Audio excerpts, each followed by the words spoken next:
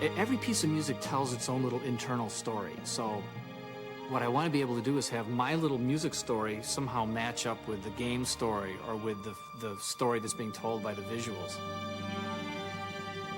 It's a different kind of story than I think you usually encounter in video games. Usually it's a story of a hero who gets stronger and stronger and ultimately defeats this much more powerful foe. The really hard thing about the story is there's so many different ways to tell a story. There's so many different good stories. Telling a story in a game is different than telling a story in a book, because a huge part of the story of a game is just leaning flavor to the times when you're playing it, so that when you're driving around a Warthog with the Marine hanging out the side door and the guy in the back with a chain gun, that you believe that you're on this, alien artifact called Halo circling a gas giant light years away from Earth, and that it's context. I guess that's the best way to say it. Don't expect a big welcome.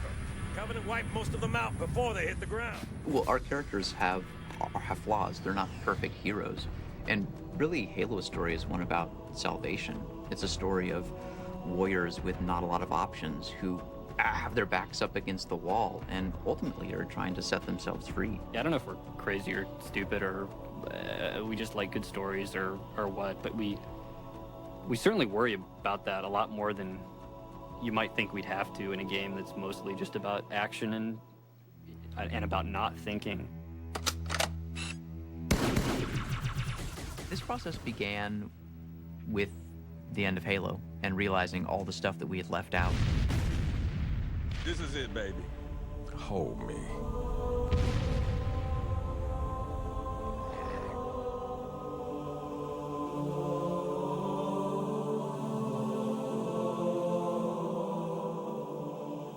Wow, what did we really want to tell and didn't have time to, and distilling a couple of those core ideas. The entire fleet is engaged, Cortana, with respect. What the hell sort of reinforcement have you got? Jason locked himself in a room for a while and organized his core ideas, and then came to me and said, hey, these are my thoughts about a story for Halo 2. What do you think? And approached other people as well. It's not about making it complex, and it's not about playing movies for 2 hours between every 5 minutes of gameplay, but the more you can allow somebody to believe instead of whatever, sitting in their living room at 2 in the morning trying to finish some stupid video game. There was this scene which will go down in the untold lore of Bungie, which Miranda strapped a bomb to the Master Chief's back and shoved him down a hole, and it was this horrible scene of betrayal, and Jason was going through a rather difficult breakup at the time. I think that might have had something to do with it. In Halo 1, there was maybe 30 seconds of fun that happened over and over and over and over again. So if you can get 30 seconds of fun, you can pretty much stretch that out to be an entire game. Encountering a bunch of guys, melee attacking one of them before they were aware, throwing a grenade into a group of other guys, and then cleaning up the stragglers before they could surround you. And so you can have all the great graphics and all the different characters and lots of different weapons with amazing effects, but if you don't nail that 30 seconds, you're not going to have a great game. The really important thing to do now is to take all these different disciplines who are all working on their own things, and take all those pieces, take the AI code and the physics and the guys working on the levels, and then you keep doing that. You keep colliding things together until it's a game.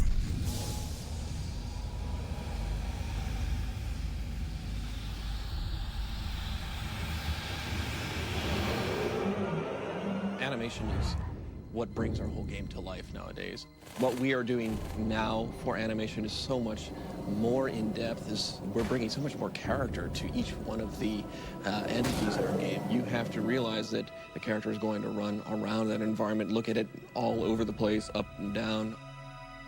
We always want to try to put a bit of ourselves in the character. It's at least what I'm trying to do with the Brood as well.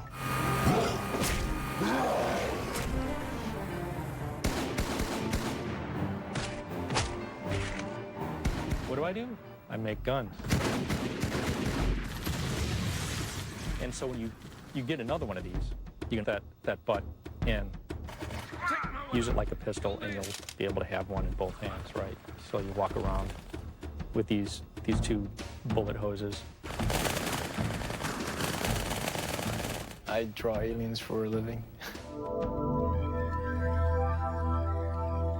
Storyline from what we've read and what Joe and Jason have come up with is really evolving, and there's a lot of twists in there, and I can't wait to see all the work that we've done, put it in the game and play it at the end of the game. It's gonna be awesome.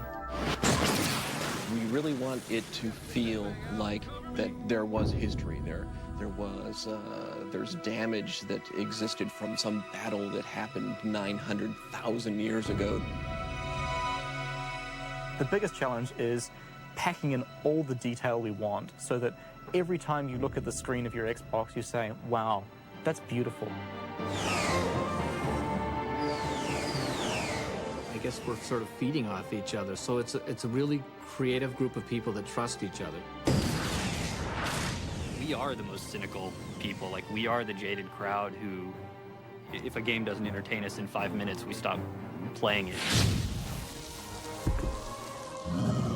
Take the player from the ruins of Halo to these ancient Forerunner facilities in the atmospheres of gas giants. It's sort of a galactic romp from one place to the next, and I think that in of itself is going to keep the player on the edge of his seat, wondering, where am I going to be, and what do I get to do when I get there?